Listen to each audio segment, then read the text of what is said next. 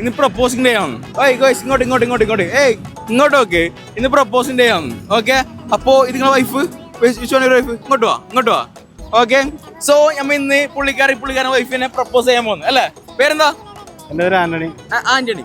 നല്ല രീതിയിൽ പ്രപ്പോസ് ആക്കും. ഓക്കെ, പുള്ളിക്കാരി ഇംപ്രസ് ആണ്. സെറ്റ് അല്ലേ? ഓക്കെ, സ്ഥലം ഇവിടെ തന്നെയാ? എറണാകുളം തന്നെയാ?